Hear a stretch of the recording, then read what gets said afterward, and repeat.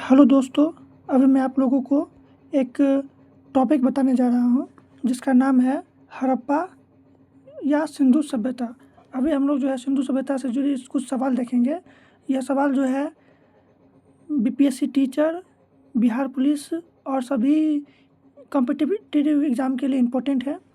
तो हमारा पहला क्वेश्चन है, हड़प्पा सभ्यता का सर्वाधिक मान्यता प्राप्त काल कौन सा है? तो इसका आंसर है ऑप्शन बी, 2500 से लेकर के 1750 ईसा पूर्व जो है यह इसका पीरियड है जब जो है हड़प्पा सभ्यता इस काल में मौजूद था। मैं अभी आप लोगों को एक बात बताना चाहता हूँ कि जब बहुत सारे बच्चे ये नहीं समझ पाते हैं कि 2500 ईसा पूर्व का मतलब क्या होता है, ये कब की घटना है। तो आपको मैं बताना चाहता हूँ कि जब आप 2500 में जो है अगर अभी वर्तमान में 2026 चल रहा है और 2026 को आप ऐड करते हैं तो टोटल जो है ये आपको 4526 होता है, यानी यह जो है 4526 साल पुरानी घटना है। तो आपको याद रखना है इस तरीके से समझने के लिए। दूसरा हमारा क्वेश्चन है, सिंधु घाटी सभ्यता निम्नलिखित में से किस सभ्यता के समकालीन नहीं था? तो यह जो है ग्रीक की सभ्यता के समकालीन नहीं है। यह जो है आपको मिस्र की सभ्यता, चीन की सभ्यता और मेसोपोटामिया की सभ्यता के समकालीन यह सभ्यता थी। तीसरा क्वेश्चन हमारा है, सिंधु घाटी सभ्यता कहाँ तक विस्तृत थी? तो हमारा सिंधु घाटी सभ्यता जो है यह इसका आंसर ऑप्शन डी होगा। यह जो है आपको सिंध और बलूचिस्तान क्षेत्र में फैली हुई थी, राजस्थान, गुजरात और उत्तर प्रदेश क्षेत्र में, इसके बाद पंजाब और हरियाणा। तो आप इसको पेड़ की तरह याद रखिएगा, पंजाब हरियाणा में, राजस्थान, गुजरात और उत्तर प्रदेश में, इसके बाद सिंध और बलूचिस्तान, ये सभी क्षेत्र में जो है सिंधु घाटी सभ्यता फैली हुई थी। इसके बाद जो है हमारा नेक्स्ट क्वेश्चन है, सिंधु घाटी सभ्यता में घोड़े के अवशेष कहाँ मिलते हैं? तो इसका आंसर है सुरकोटदा। सुरकोटदा में जो है सिंधु घाटी सभ्यता के अवशेष मिले हैं। यहाँ पर जो है घोड़े के अवशेष मिलने का मतलब है कि घोड़ा जो है उस काल में मौजूद था उस वहाँ पे। पाँचवा, सिंधु घाटी सभ्यता का जो है सिंधु घाटी स्थल कालीबंगन किस प्रदेश में है? तो कालीबंगन जो है यह राजस्थान में स्थित है। कालीबंगन का जो अर्थ होता है काली चूड़िया। इस बात को आप लोग याद रखिएगा, ये भी एग्जाम में पूछा जाता है कि कालीबंगन का जो है शाब्दिक अर्थ क्या है? तो काली चूड़िया, और यह राजस्थान में स्थित है। इसके बाद जो है हमारा नेक्स्ट क्वेश्चन है, निम्नलिखित में से किस पदार्थ का उपयोग हड़प्पा काल की मुहरों के निर्माण में किया गया था? तो हड़प्पा काल में जो है सेलखड़ी का इस्तेमाल किया जाता था मोहर के रूप में। इसके बाद जो है हड़प्पा सभ्यता किस युग से की सभ्यता है? तो हड़प्पा सभ्यता जो है आपको ये कांस्ययुगीन सभ्यता है। कांस्ययुगीन सभ्यता का अर्थ हुआ कि उस समय जो है कॉपर और जिंक इनकी खोज हो गई थी और इनको मिला करके जो धातु बनाया गया था उसका व्यापक रूप से प्रयोग हो रहा था हड़प्पा सभ्यता के समय में, इसलिए इसे जो है कांस्ययुगीन सभ्यता कहा जाता है। इसके बाद जो है सिंधु घाटी सभ्यता के लोगों का मुख्य व्यवसाय क्या था? तो सिंधु घाटी सभ्यता के लोगों का मुख्य व्यवसाय व्यापार था। वहाँ के लोग जो है व्यापार बहुत अधिक मात्रा में करते थे। और अभी हम लोग आगे पढ़ेंगे कि सिंधु घाटी सभ्यता जो है वो कई वर्गों में विभाजित थी। जैसे विद्वान का अलग वर्ग था, इसके बाद व्यापारी का अलग वर्ग था, उसके बाद जो है श्रमिक का अलग वर्ग था।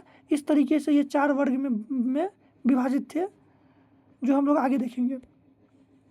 इसके बाद जो है हड़प्पा सभ्यता के निवासी जो थे वह कैसे थे? तो वह शहरी अर्थव्यवस्था के थे। हड़प्पा सभ्यता जो है ये शहरी अर्थव्यवस्था थी। वहाँ के लोग जो है जिस तरीके से शहर में रहते हैं उस तरीके से रहा करते थे। इसके बाद जो है सिंधु घाटी सभ्यता के घर किससे बनाए जाते थे? तो सिंधु घाटी सभ्यता के जो घर थे वह जो है आपको ईंटों से बनाया करते थे। तो उस समय जो है ईंटें जो है ईंटें आ गई थी और ईंटें से जो है सिंधु सभ्यता के घर बनाए जाते थे, जो बताता है कि हमारी सिंधु सभ्यता जो है कितनी उन्नत थी।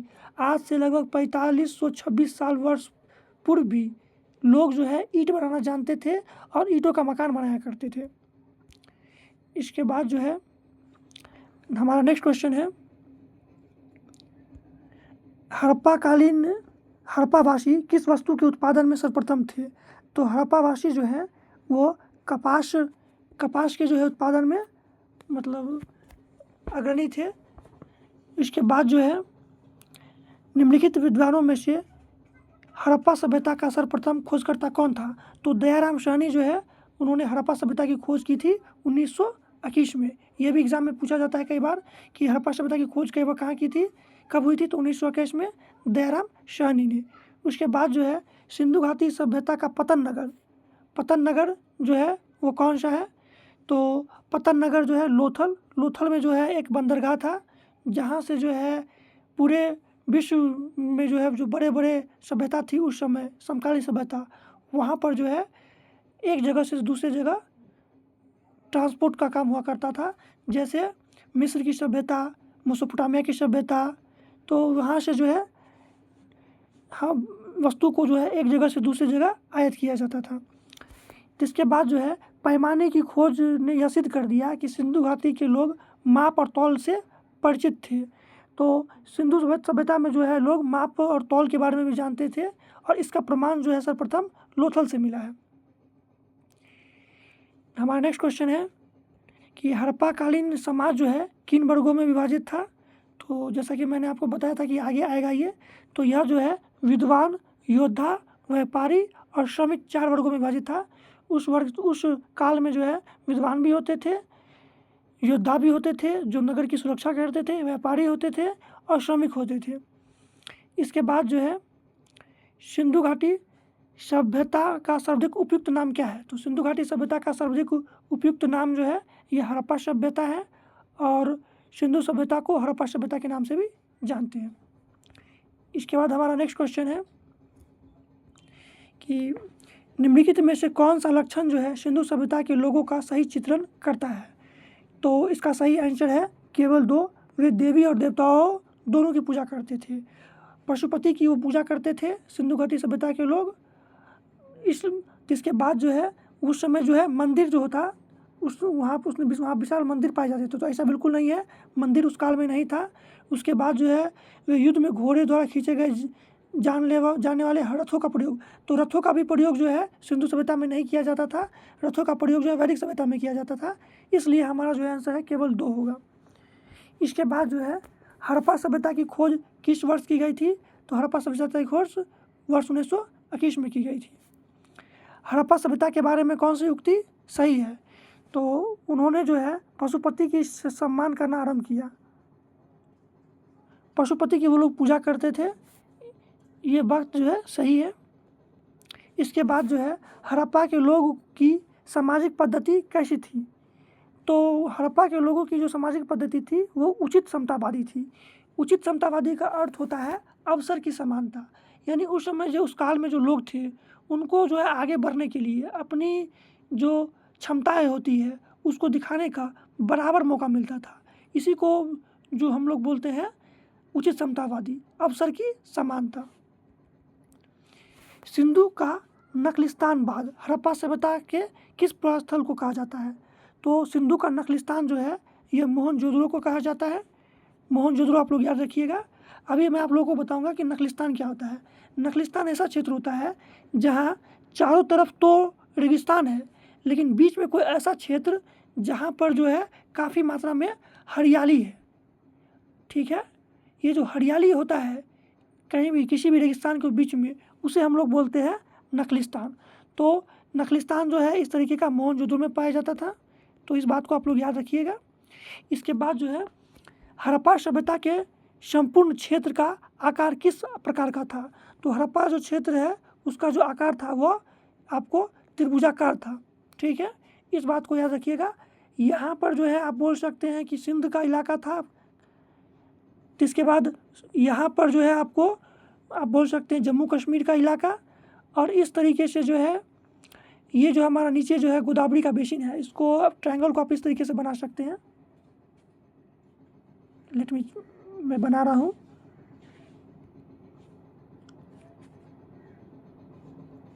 जी, इस तरीके का यहाँ पर जो है आपको सिंधु था, और यहाँ पर से आप जम्मू कश्मीर श्रीनगर मान सकते हैं, और ये जो हमारा नीचे का जो क्षेत्र हो गया भारत का, ठीक है, जहाँ पर नर्मदा नदी तक जब ये क्षेत्र माना जाता है तो ये त्रिभुजाकार थी। लेकिन जब भारत में पूछा जाए तो भारत में जब ये जो है ये चतुर्भुज आकार का है, तो इस बात को भी आप ध्यान में रखिएगा। नेक्स्ट क्वेश्चन है हड़प्पा सभ्यता के संपूर्ण क्षेत्र का आकार किस प्रकार का था? तो ये त्रिभुजाकार था। हमारा नेक्स्ट क्वेश्चन है 23 नंबर, सूची 1 को सूची 2 से सम्मिलित कीजिए। हड़प्पा सभ्यता जो है वो किस नदी के तट पर थी? तो हड़प्पा सभ्यता रावी नदी के तट पर थी, मोहनजोदड़ो सिंधु नदी के तट पर, लोथल जो है भोगवा नदी के तट पर, और कालीबंगा घग्गर नदी के तट पर। तो इसका सही कूट है ए का 1, बी का 2, सी का 3, डी का 4, ऑप्शन ए। ठीक है। इसके बाद जो है हमारा नेक्स्ट क्वेश्चन है, हड़प्पा सभ्यता के अंतर्गत हल से जोते गए खेत का साक्ष्य कहाँ मिला है? तो हल से जोते गए खेत का साक्ष्य जो है यह कालीबंगा से मिला गया है। कालीबंगा जो मैंने आपको पहले बताया था कि कालीबंगा का शाब्दिक अर्थ होता है काली चूड़िया, और यहाँ पर जो है जोते हुए खेत का भी साक्ष्य मिला हुआ है। सैंधव सभ्यता की ईंटों का अलंकरण किस स्थान पे हुआ है? ईंटों का अलंकरण का मतलब होता है कि ईंटों में सजावट किया गया। तो यह जो है कालीबंगा में, कालीबंगा की जो ईंटें थी वो सजावटी थी ताकि मकान जो है वह सुंदर बने, अच्छा दिखे। मोहनजोदड़ो कहाँ स्थित है? तो मोहनजोदड़ो जो है यह सिंध प्रांत में स्थित है, और यह जो है आपको याद रखना है, मोहनजोदड़ो यह सिंध प्रांत में स्थित है और यह सिंधु नदी के तट पर स्थित है। नेक्स्ट, सिंधु सभ्यता में वृहत स्नानागार पाया गया है। तो यह वृहत स्नानागार जो है यह मोहनजोदड़ो में पाया गया है। यह जो है क्वेश्चन बार बार एग्जाम में पूछा जाता है, और यह भी क्वेश्चन पूछा जाता है कि मोहनजोदड़ो का शाब्दिक अर्थ क्या है? तो मृतकों का टीला। और इसकी खोज जो है आपको राखल दास बनर्जी ने किया था 1922 में। इस बात को भी आपको याद रखना है, राखल दास बनर्जी ने सिंधु घाटी मोहनजोदड़ो की खोज 1922 में किया था। इसके बाद हमारा नेक्स्ट क्वेश्चन है, सिंधु सभ्यता की मुद्रा में किस देवता के समतुल्य चित्रांकन मिलता है? तो सिंधु सभ्यता के समय जो है आपको आद्य शिव की जो है वह चित्रण मिलता है। आद्य शिव का अर्थ हुआ कि 3 मुख वाले शिव। ये जो शिव थे उनके जो है कुल 3 मुख थे। इस बात को याद रखना है। ये पशुपति से भी जो है मतलब पुराने माने जाते हैं। पशुपति से पूर्व जो है, आप पशुपति का पूर्व रूप बोल सकते हैं इनको, कि आद्य शिव जो है वो पशुपतिनाथ के पूर्व रूप थे। इसके बाद जो है हमारा नेक्स्ट क्वेश्चन है कि कालीबंगा में कौन सा हड़प्पाकालीन स्थल गुजरात में था? तो ऐसा हड़प्पाकालीन स्थल बताना है जो गुजरात में स्थित था, तो वो है लोथल। लोथल एक ऐसा शहर है जो गुजरात में स्थित था। इसके बाद हमारा आखिरी क्वेश्चन है, मोहनजोदड़ो का स्थानीय नाम क्या था? तो मृतकों का टीला। इस बात को भी आपको याद रखना है। इसके साथ जो है हमारा ये 30 क्वेश्चन का सेट कंप्लीट होता है, और आपको आगे भी इस तरीके का सेट मिलता रहेगा ताकि आपके जो बीपीएससी टीचर या और बिहार पुलिस और अन्य जो एग्ज़ाम है उसकी तैयारी होती रही। अगर आपको ये वीडियो पसंद आया है तो लाइक कीजिए, शेयर कीजिए और हमारे चैनल को सब्सक्राइब कीजिए। धन्यवाद।